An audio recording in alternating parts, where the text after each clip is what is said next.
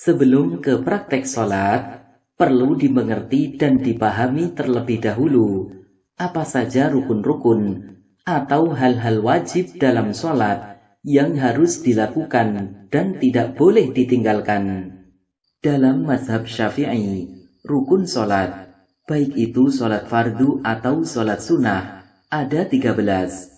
Ada juga yang mengatakan 14 dan 17.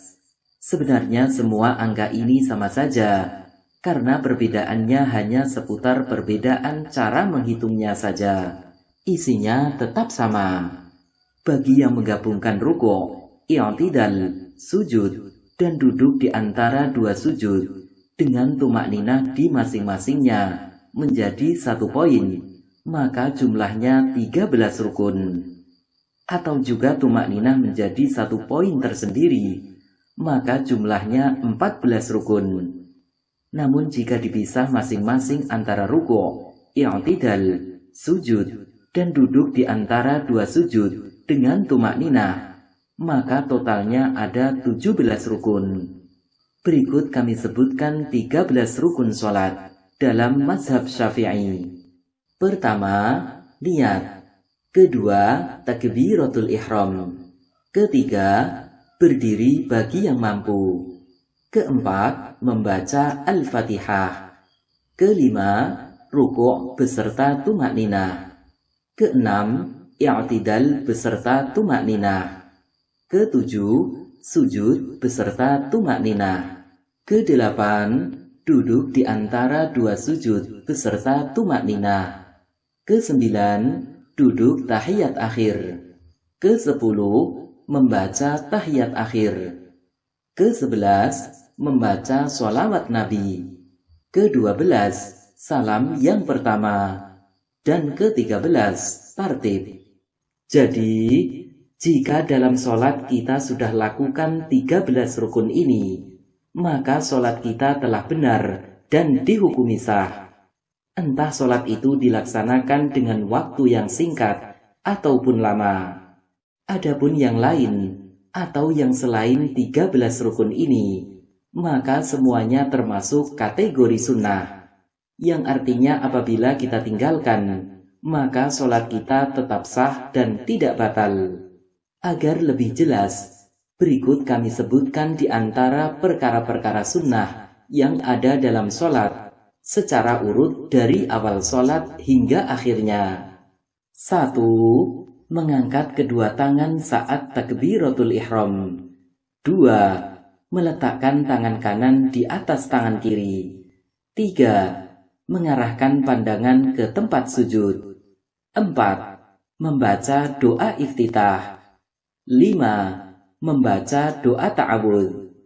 6. Membaca amin setelah Al-Fatihah. 7.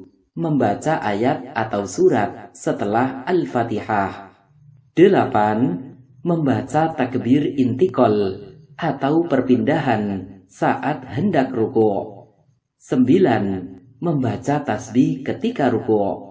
10. Membaca Sami Allahu liman hamidah ketika bangkit dari ruku'.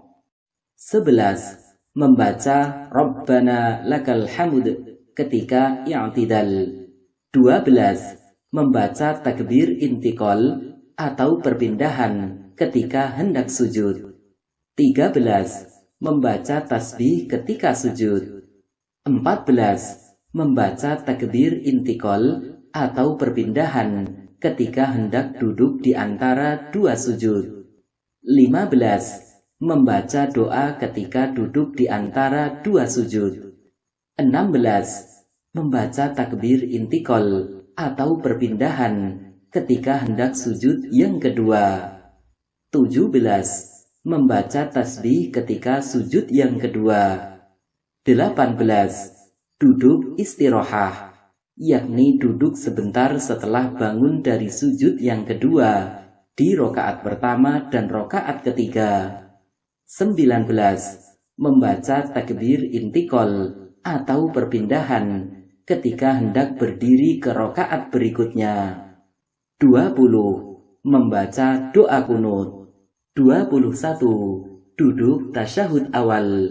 22. Memberi isyarat jari telunjuk saat mengucapkan illallah pada tasyahud awal dan akhir.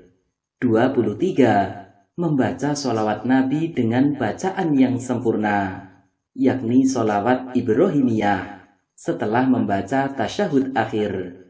24. Membaca doa setelah tasyahud akhir sebelum salam. 25. Uluk salam dengan bacaan yang sempurna. 26. Memalingkan kepala ke kanan dan ke kiri saat uluk salam. 27. Uluk salam yang kedua. Peringatan.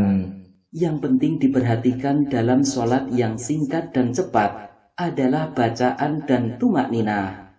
Pertama, untuk bacaan sholat, maka harus tetap memperhatikan hak-hak huruf, panjang pendek, dan membacanya dengan tartil, serta dibaca dengan suara yang bisa didengar oleh telinga sendiri. Ini berlaku untuk semua rukun qauli, yakni takbiratul ihram, al-fatihah, tasyahud akhir, sholawat nabi, dan uluk salam. Kedua, untuk tumakninah, maka harus memenuhi batas minimalnya, yakni diam sejenak, sekiranya semua anggota badan tidak bergerak, dengan kadar waktu membaca tasbih atau subhanallah 1 kali. Ini berlaku untuk semua rukun fi'li, yakni berdiri, ruku', i'tidal, sujud, duduk di antara 2 sujud, dan duduk tahiyat akhir. Jadi jangan sampai sholat yang singkat dan cepat ini sampai meninggalkan atau menghilangkan tartil bacaan dan tumakninah. Rasulullah Shallallahu Alaihi Wasallam telah memperingatkan, apakah kalian menyaksikan orang ini? Barang siapa meninggal dunia dalam keadaan seperti ini sholatnya, maka ia meninggal dalam keadaan di luar agama Muhammad. Ia mematuk dalam sholatnya, sebagaimana burung gagak mematuk darah. Sesungguhnya perumpamaan orang yang sholat dan mematuk dalam sujudnya bagaikan orang lapar yang tidak makan kecuali sebutir atau 2 butir kurma. Bagaimana ia bisa merasa cukup kenyang dengannya? Hadis riwayat Ibnu Khuzaimah. Pencuri terjelek adalah orang yang mencuri sesuatu dari sholatnya. Para sahabat bertanya, wahai Rasulullah, bagaimana seseorang mencuri sesuatu dari sholatnya? Beliau menjawab, ia tidak menyempurnakan rukuk dan sujudnya. Hadis riwayat Imam Ahmad. Untuk memastikan tumakninah ini benar-benar tercapai, maka baiknya saat melakukan rukun fi'li dibarengi dengan membaca tasbih singkat 1 kali dan atau dengan doa singkat 1 kali. Meski bacaan ini sebenarnya hanya sunnah saja, yang apabila kita tidak membaca pun, maka sholat kita tetap sah.